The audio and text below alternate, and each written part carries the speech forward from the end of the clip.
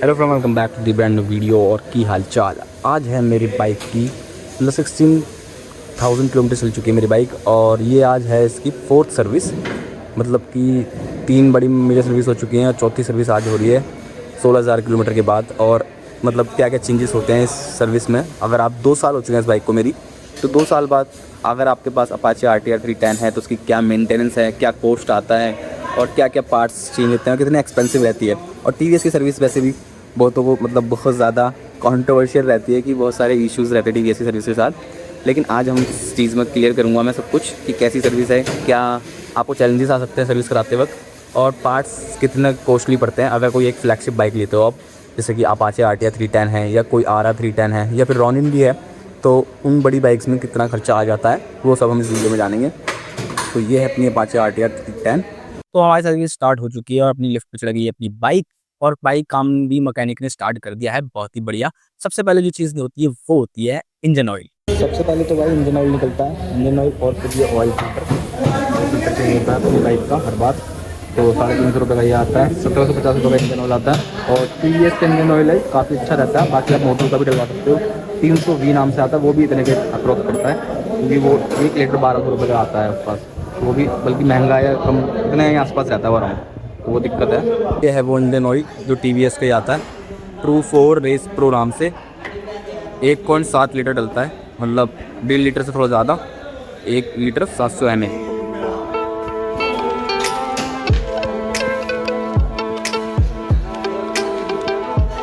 तो ये भी अच्छा होता है, मतलब फुली सिंथेटिक होता है, बल्कि TVS के लिए मैंने जाती है कि अपने इंजन ऑयल डालें ताकि आप मोटर पे लगा सकते हो। 304V नाम से अपने अपनी चॉइस के हिसाब से 1750 रुपये का ये MRP के बाद होती है, और इतना क्या मिलता है।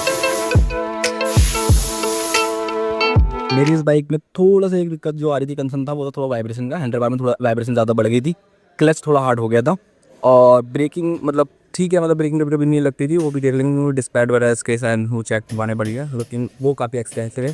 फ्रंट के जो डिस्पैड है इसके मतलब वो ही आपके 2800 रुपये के आते हैं। और अगर बात करें हम रियर के सस्ते हैं, लेकिन फ्रंट वाले 2800 रुपये अराउंड है, मतलब 3000 रुपये के लपेटे में आते हैं। सो वो देखना है, वो भी देखता हूँ कि इस बार सर्विस में चेंज करवाऊंगा या नहीं करवाऊंगा। बाकी ब्रेक टैक्स वगैरह आपको चेंज करवा लेनी चाहिए टाइमली, क्योंकि इससे सेफ्टी कंसर्न। बाकी भाई आप कभी भी सर्विस करवाना चाहो कार की या बाइक की, तो आपको ना जो कंपनीज वाले होते हैं, जो वहाँ के एडवाइजर होते हैं, वो आपको कुछ ऐसी चीजें बेच देते हैं, मतलब कि जो यूजलेस होती है, मतलब उसको इतनी जरूरत होती नहीं है। और इसकी वजह से आपके जो सर्विस का कॉस्टिंग है, बिल है, वो काफी ज्यादा आ जाता है। जैसे फॉर एग्जाम्पल मैं भी 2 साल से सर्विस करवा रहा हूँ, और पहले भी बाइक को भी करवा चुका हूँ, कार की भी करवा चुका हूँ। तो मैं ना हमेशा एडवाइजर से बहुत ज्यादा स्मार्ट करके चलता हूँ। जैसे फॉर एग्जाम्पल वो मुझे यहाँ पर ना चैन क्लीनिंग एडवाइस करते हैं, टेफ्लॉन कोटिंग, और ये पता नहीं क्या क्या चीजें एडवाइस करते हैं। तो जैसे चैन क्लीनिंग है, चैन क्लीनिंग 1000 रुपये लेते हैं, वो कॉस्ट करते हैं। लेकिन आप अपने माइंड का इस्तेमाल करके अगर वो 1000 रुपये ना देकर अपना खुद का ही क्लीनिंग सिस्टम मंगा लें मोटूल का, जो 400 ml का मिल जाता है 1000-1200 रुपये का, और वो जो 4 टाइम यूज हो सकता है आपकी बाइक के ऊपर। यहाँ यहाँ आप 1000 रुपये दे देते एक टाइम के लिए, वो 4 बार यूज कर सकते हो उसी मोटूल के कैन को। और वो खुद भी कर सकते हो, बड़े इजीली होता है। अगर आपकी कंपनी में मतलब अलाउ नहीं करते यूज करना, मैं तो मतलब यहाँ बात बात करके करवा लेता हूँ अपना बाहर से भी यूज। बाकी आप अपने कैसे कॉन्टैक्ट हैं, आप उसके थ्रू करवा सकते हो या खुद भी कर सकते हो, बहुत ईज़ी होता है। मैंने एक आगे भी बताऊँगा आपको, मैंने हैक भी बता रखा है कि आप कैसे ब्रश वगैरह बना सकते हो। तो यही बेटर है कि आप ना अपना खुद का ही वो चैन क्लीनिंग सिस्टम मंगा लो, क्योंकि वैसे भी 500 किलोमीटर, 1000 किलोमीटर पे आपको चैन क्लीनिंग करनी ही रहनी चाहिए, तो वो आपका वैसे आगे यूज़ होगा। और बहुत सारी चीज़ें होती हैं, जैसे कुछ कोटिंग वगैरह आपको सेल करते हैं, या कुछ ऐसे पार्ट्स जो जल्दी अभी चेंज होने नहीं होते हैं, लेकिन वो चेंज करने के लिए रिकमेंड करते हैं। तो वो आप अपने सर्विस मैनुअल में चेक कर लें कि कौन-कौन से पार्ट अभी चेंज करने की रिक्वायरमेंट है, और किस चीज़ में आपको लग रहा है कि हाँ, ये जेन्युइन है। तो बहुत सारी चीज़ें हैं कि आप चेंज करवानी पड़ेंगी आपको, लेकिन कुछ चीज़ें वो एक्स्ट्रा बेच देते हैं बीच में, जो आप एक मतलब सर्विस सेंटर की कॉस्टिंग आती है ना, उसको निकालने के लिए। तो आप अपने माइंड से इस्तेमाल करें, बाकी आप आगे का प्रोसेस देखें कैसे चलता है। ये हो रही है भाई अपनी चैन क्लीन। चैन क्लीन वैसे आपको टाइम के टाइम करवा लेनी चाहिए, 500 किलोमीटर या 1000 किलोमीटर अपना आप भी कर लेनी चाहिए, कि चैन से ना बहुत फ़र्क पड़ता है एवरेज पर, माइलेज पर, और आपकी ओवरऑल स्मूथ चलने पर, कि आपकी बाइक कितनी स्मूथ चल रही है। क्योंकि इससे ना बहुत ज़्यादा डस्ट आ जाती है, जैसे भाई यार हमारे हटा रहे हैं ना अपने स्केल से भी, तो बहुत ज़्यादा ग्रीस वगैरह और ये सब चीज़ चिपक जाती हैं, और उसके बाद से ना थोड़ा सा आपकी फ्रिक्शन क्रिएट होता है। सो इसकी वजह से आपकी माइलेज भी कम आती है, पावर थोड़ी कम निकल कर आती है, और टायर पे मतलब इंजन पर जोर पड़ता है। तो इसलिए स्मूथ चलाने के लिए आपको अपनी कैन क्लीन करवा लेनी चाहिए। बाकी मेरे पास तो ये मोटूल का था, वो हम इससे कर रहे हैं। बाकी आप कोई सा भी कर सकते हो, TVS का ले सकते हो, कोई सा भी ले सकते हो।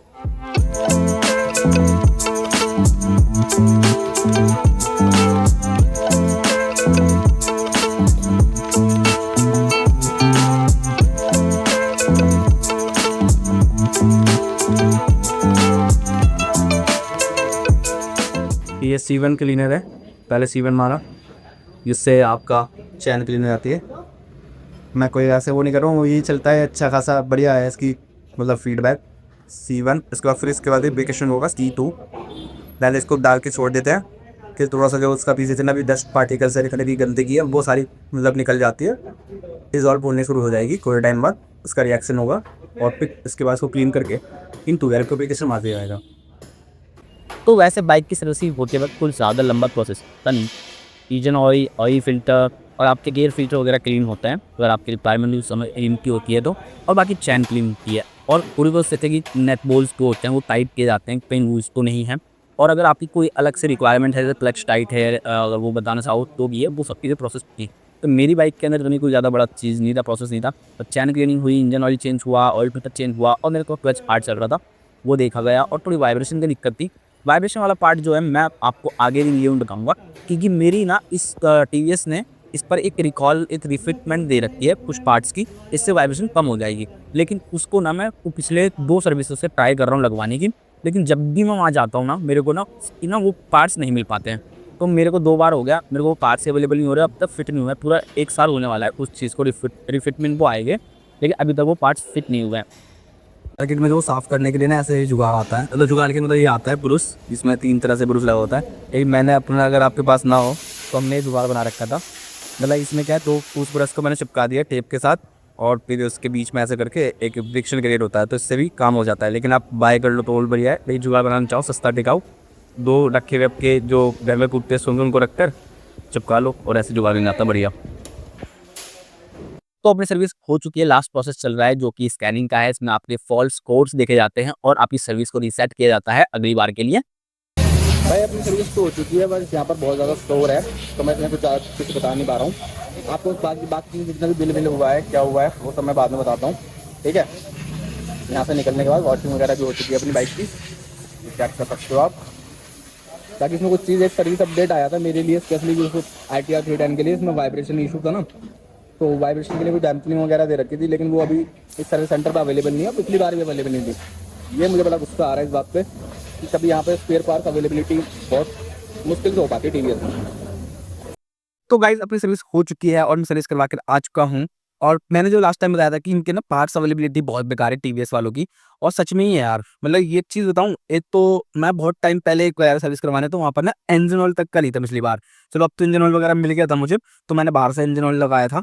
लेकिन इस बार क्या हुआ, इस बार भी ये दिक्कत हुई कि मेरे को ना पार्ट्स की रिकॉल आ रखी है वाइब्रेशन की। जैसे आपको पता थोड़ी बहुत इसमें वाइब्रेशन है, लेकिन मुझे अब वैसे तो इतना फील होती नहीं वाइब्रेशन, क्योंकि आप चलाने यूज टू हो जाओगे तो आपको इतनी फील नहीं होगी। लेकिन फिर भी जब कंपनी ने दे रखा है तो मेरे को वो लगवाना था, जिसमें आपके ना यहाँ पर हैंडल बार के लिए डैम्पर आ रखे हैं और टैंक के लिए डैम्पर आ रखी है। तो उसमें मतलब फॉर्म वगैरह लगाएंगे, यहाँ पर एक हैवी वेट लगाएंगे। और एक आध चीज़ और है, वो कंपनी ने खुद ने बोला TVS ने कि वो आप सर्विस सेंटर में जाना लगवा लेगा।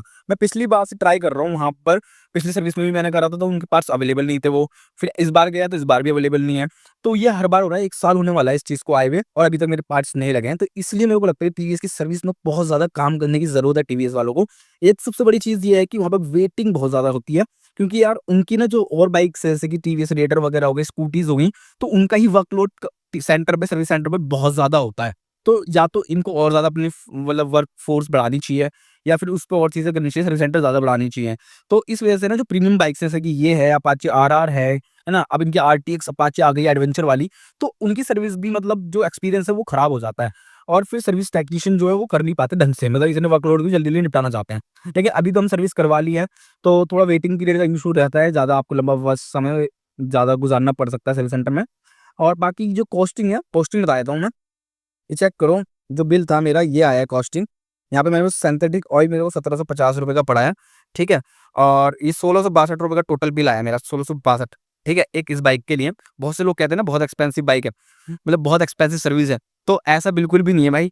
मतलब 1662 रुपए का सर्विस का बिल आया है। वो वक्त आपके ऊपर ये सर ने बताया स्टार्टिंग में कि आप कितना अच्छा टेक्निकली माइंडफुली अपना काम करवाते हो, आप अपने एडवाइजर से किस तरह से काम करते हो। तो यूज़फुल चीज़ें ही लगवाओ, ना कि कोई ऐसी फिज़ूल चीज़ें, जैसे कोटिंग वगैरह हो गई, चैन क्लीनिंग हो गई, ये सब चीज़ें आप अपने आप भी कर सकते हो। तो जब भी मैं कुछ करवाता हूँ ना, तो मैं तो भाई अपने आप ही वही चीज़ें करवाता हूँ जो मुझे ज़रूरत पड़ती है मेरी बाइक के अंदर, है ना? जैसे कि अगर डिस्क पैड खराब है, स्पार्क प्लग खराब है या फिर ऐसी कोई चीज़ें हैं, एयर फिल्टर वगैरह, वो चीज़ तो डलवा लो मतलब। लेकिन कोई ऐसी एक्स्ट्रा चीज़ें बता रहे हैं, वो नहीं डलवाओ। बाकी कॉस्टिंग आपके ऊपर ही आती है और कॉस्टिंग बहुत सस्ती है। अगर 3000 रुपए भी बिल आ रहे हैं ना इसका, तो वो भी सस्ता ही माना जाएगा। क्योंकि भाई ये ना 6 महीने के बाद इसकी सर्विस होती है, 6000 किलोमीटर में। और बाइक्स हो गई जैसे केटीएम, ड्यूक वगैरह हो गई, इसमें 3000 में करवानी पड़ती है। तो आपको सर्विस सेंटर के चक्कर बार-बार काटने पड़ेंगे। तो इसमें डबल का फ़ायदा कर देती है। डबल मतलब आप केटीएम ड्यूक चलाओगे, उसके एक सिंगल में इसकी सर्विस होती है। और भी अगर आपको कुछ डिटेल चाहिए हो उस बाइक के बारे में तो मुझे बता देना। बाकी मैं इस बाइक को ना सेल कर रहा था और फिर बीच में प्लान मेरा ड्रॉप हो गया, क्योंकि मैं इस बाइक से ना मेरे को कोई वैसे दिक्कत तो नहीं है, क्योंकि मैं इससे कश्मीर भी होके के आ चुका हूँ। कश्मीर में भी बहुत अच्छी ट्रिप रही। एक सिंगल चीज़ भी इसके अंदर कुछ मतलब ऐसी इश्यू नहीं आया। बल्कि बहुत से लोग कहते हैं कि इसके अंदर बहुत सारे फॉल्ट्स आ रहे हैं, बहुत खराबी आ रही है। तो भाई मेरी वाली बाइक में तो बिल्कुल भी नहीं है ऐसा। मैं बिल्कुल प्राउड ओनर हूँ इसका और मैं कह सकता हूँ डेफिनिटली मुझे कोई दिक्कत नहीं है आज तक। मेरे को बस एक बार इसका इंडिकेटर खराब हुआ था, वो भी मैंने वारंटी में चेंज करा लिया था। तो इंडिकेटर बस एक बार खराब हुआ है, बाकी और कोई दिक्कत नहीं आई। हाँ, एक दिक्कत ये कह सकते हैं कि इसका जो लीवर टूट गया है, वो पहले मेरी गलती से टूटा था, तो मैं चेंज करवाया नहीं है मैंने। क्योंकि वो पूरा मास्टर सिलेंडर के साथ, मतलब जो सिलेंडर है इसके साथ ही दे रहे हैं, वो काफ़ी एक्सपेंसिव हो रहा है, तो मैंने कहा चलाते रहेंगे ऐसे ही, नहीं तो वो आफ्टर मार्केट लगा लेंगे। तो कोई बड़ा इश्यू नहीं है। बाकी वैसे कोई इंजन में इश्यू आया हो या फिर कोई पावर कम हुई हो या फिर माइलेज कम हो गई हो, तो वो कोई दिक्कत नहीं है। माइलेज भी बहुत अच्छी दे देती है। 28 से लेके 32 किलोमीटर पर लीटर की माइलेज ये आराम से निकाल देती है। पावर में भी कोई डाउट नहीं है और इतनी लंबी ट्रिप भी करी है ना सिंगल 2000 किलोमीटर की, उसमें भी कोई दिक्कत नहीं। बाकी मैं इसको वापस से सेल करना चाह रहा हूँ, क्योंकि यार कोई अगर इसे अच्छा जेन्युइन बायर मिल जाए और मैं प्राइस भी कोई ज़्यादा हैवी नहीं माँग रहा हूँ। आप मुझे इंस्टाग्राम पर आप कनेक्ट कर लेना, वहाँ पे मैं प्राइस बता दूँगा, क्योंकि मुझे इसको निकालना है। रीज़न ये है कि मुझे अपनी एक नई चीज़ लेनी है, मतलब कार लेना चाह रहा हूँ मैं, और या फिर एक इलेक्ट्रिक स्कूटर या बाइक, जिससे मैं कंटेंट अलग तरह का बना पाऊँ और आपको इलेक्ट्रिक जैसे ईवीज़ आ रही है, वो कितनी रिलायबल रहती है, वो कितनी ज़्यादा, मतलब उनकी एक डिटेल्ड वीडियोज़ दे पाऊँ। तो इसलिए मैं उसको चेंज करना चाह रहा हूँ, स्विच करना चाह रहा हूँ।